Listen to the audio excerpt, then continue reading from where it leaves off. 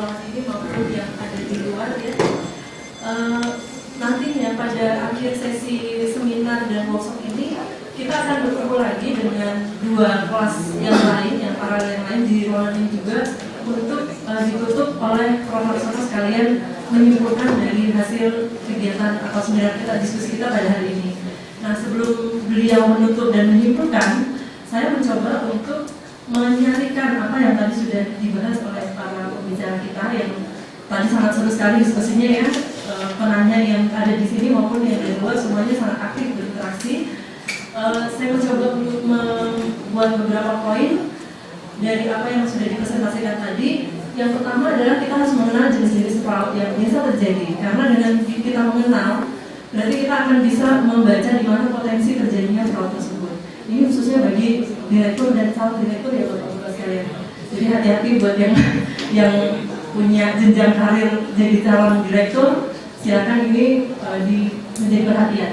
Kemudian penyebab terjadinya fraud itu adalah karena ketidaktahuan. Kemudian ada juga karena adanya peluang juga yang dimanfaatkan dan adanya perbedaan tarif.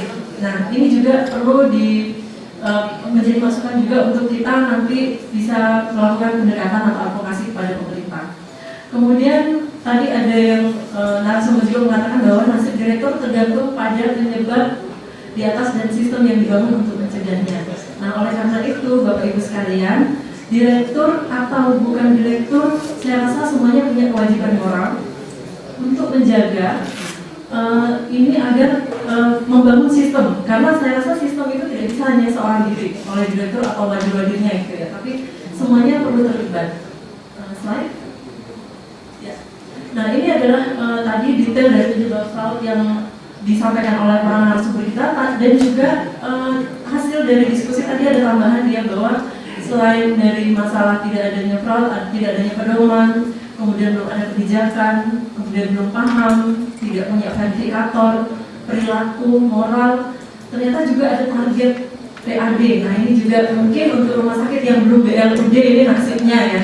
Nah, makanya semuanya harus segera menjadi BLUD supaya lebih bisa mandiri terhadap penetapan kinerja rumah sakit. Kemudian sebagian besar kasus fraud itu terungkap karena adanya whistleblower. Nah, masalahnya adalah banyak orang takut untuk menyampaikan terjadinya kesalahan karena nanti takut akibatnya. Jadi takut seperti bumerang, kita melaporkan terjadi kesalahan tapi malah kena kita sendiri. Nah, dalam hal ini saya rasa para pemimpin yang ada di rumah sakit, khususnya direktur dan mungkin juga ketua komite medis, itu perlu untuk memberikan semacam perlindungan terhadap orang yang berani mengungkapkan terjadinya kesalahan. Bukan untuk mencari siapa yang salah, tapi untuk membenahi di mana terjadinya kesalahan supaya tidak terulang. Kemudian ada banyak sekali sistem yang bisa kita manfaatkan untuk juga mencegah terjadinya fraud, yaitu misalnya kita ikut akreditasi, ikutnya bukan cuma memenuhi dokumen ya, bukan sekedar lulus, tapi sampai ke pelaksanaannya. Makanya tadi Pak Kuncoro sudah menyampaikan perlu ada siklus PDCA itu harus juga dilaksanakan. Lalu untuk rumah sakit yang di lokasi terpencil, tadi ada yang bertanya, kita kembali ke misi rumah sakit. Misi kita misi sosial atau bukan? Kalau misi sosial tentu ada strategi-strategi yang perlu kita kuasai dan kita laksanakan untuk mencari dana-dana kemanusiaan yang memang bisa dialokasikan ke rumah sakit sosial tersebut. Nah, dari situ kemudian muncul, lalu direktur bisa apa? Gitu ya. Jadi yang pertama itu perlu membangun sistem. Jadi di dalam rumah sakit penguasa utamanya atau pengambil keputusan utama itu adalah direktur. Jadi harus bisa memahami fraud tadi seperti yang disampaikan oleh Pak Sutopo. Kemudian membuat kebijakan dan prosedur, menyusun panduan praktek klinik atau PPK tadi, lalu sosialisasi dan edukasi prosedur, kemudian monitor kepatuhannya dan membangun sistem pengawasan internal. Jadi ini adalah tugas direktur. Semua yang menjadi direktur atau calon direktur itu harus memahami hal ini supaya tidak terjadi fraud. Kemudian juga selain itu juga perlu memotivasi, memberdayakan staf, visi harus dikuasai, kemudian bagaimana kita menciptakan sinergi dan mengembangkan budaya organisasi dan seterusnya. Jadi kelihatannya memang tugas direktur ini sangat berat. Oleh karena itu makanya tidak sembarangan orang bisa jadi direktur rumah sakit ya Pak.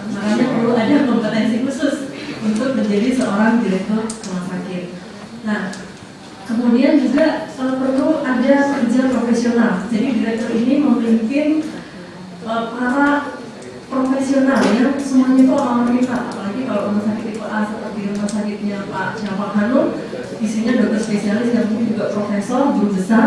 Bagaimana supaya direktur juga bisa mengencourage semuanya agar tidak tidak terjadi cloud gitu, jadi ikut terlibat untuk membangun sistemnya.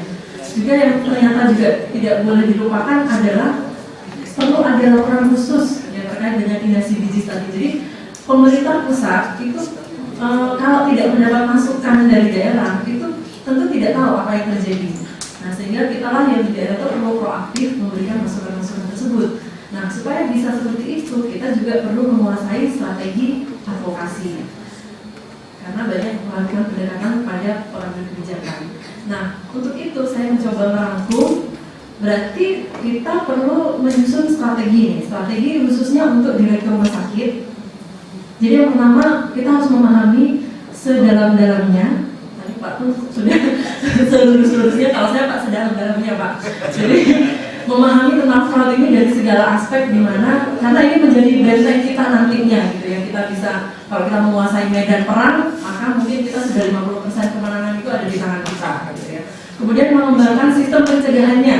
Nah, sistem pencegahan ini ternyata tidak sederhana karena perlu melibatkan semua pihak yang ada di dalam rumah sakit, termasuk tadi tata kelolanya, kemudian masalah etika dan sebagainya. Kemudian juga harus bisa mengajak semua staf yang ada di rumah sakit, terutama klinisi. Nah, biasanya sulit ya kalau ada di luar, kita sering dengar, mohon maaf ini ada pameo, kalau tukang beca sulit diatur, kalau dokter tidak bisa diatur. Jadi mudah-mudahan di rumah sakit kita tidak terjadi seperti itu. Kita bisa mengencourage supaya semuanya bisa berpartisipasi. Kemudian kita mengembangkan sistem pengawasan internal, misalnya tadi mengoptimalkan SPI dan juga pengawasan melekat. Lalu melakukan monitoring dan evaluasi secara reguler, dan melakukan advokasi serta memberikan masukan terus-menerus kepada pembuat kebijakan.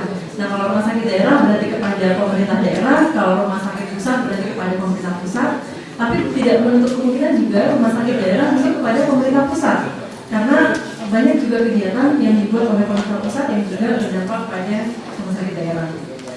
Dan kita perlu kembali ke filosofi dan misi rumah sakit. Kalau kita mendengarkan tadi para narasumber, indah sekali ya, apapun yang terjadi di rumah sakit, mau rugi, tadi ya rumah sakitnya nyumbang gitu ya, nyumbang, dan karena itu sebenarnya bahasa yang dihaluskan sekali. Jadi sebenarnya rugi, sebenarnya Pak Anu mau bilang rugi, tapi sebenarnya bahasanya itu menyumbang kepada negara gitu ya. Tidak apa-apa Pak, nanti itu PMA, penanaman modal akhirat gitu ya, untuk Pak Anu dan timnya di rumah sakit. Kemudian melakukan advokasi dan memberikan masukan terus-menerus kepada pembuat kebijakan, dan ya kita kembali ke filosofi rumah sakit. Nah, ternyata juga perlu ada strategi yang di luar, barangkali karena kita di sini adalah lebih ke rumah sakitnya. Nah, kita bisa memberikan masukan kepada pemerintah daerah atau pemerintah pusat supaya ada pengawasan, dan pengawasan ini bukan seperti orang mencari-cari kesalahan gitu ya, pengawasan yang sehat, maksudnya mengawasi untuk kemudian memberikan solusinya bagaimana supaya tidak terjadi seperti ini gitu. Ya, Dewan Pengawas, ya, Dewan Pengawas Rumah Sakit, maaf ya salah ketik tadi. Nah, mungkin itu yang bisa kami sampaikan atau simpulkan dalam diskusi ini. Terakhir saya sampaikan bahwa hasil diskusi ini dan juga materi yang tadi pagi sudah kita bahas bersama itu akan ditayangkan di website manajemenrumahsakit.net. Sebenarnya enggak hari ini pun, saat ini pun Bapak Ibu sudah bisa mengakses beberapa materi yang sudah siap atau sudah selesai diupload, dan ini semua masih berproses sambil kita menunggu 2 kelas lainnya bergabung dan kita akan gabungkan. Tapi maksimal Senin pagi itu semua sudah lengkap. Kemudian Bapak Ibu juga kami undang untuk berdiskusi di dalam website ini. Jadi silakan memberikan komentar, masukan, barangkali ada yang ingin menambahkan strategi apa lagi yang perlu dilakukan untuk siapa, oleh siapa gitu ya. Dan semuanya ini akan kita kemas kembali, lalu akan kita bawa ke forum-forum lain yang lebih besar. Misalnya saja saat ini sedang berlangsung blended learning yang terkait dengan cloud dan terkait juga dengan mutu pelayanan.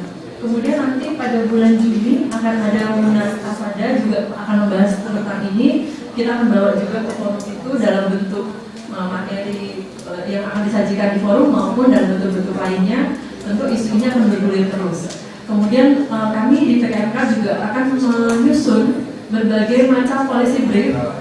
Salah satunya adalah terkait dengan bagaimana mencegah fraud di layanan kesehatan.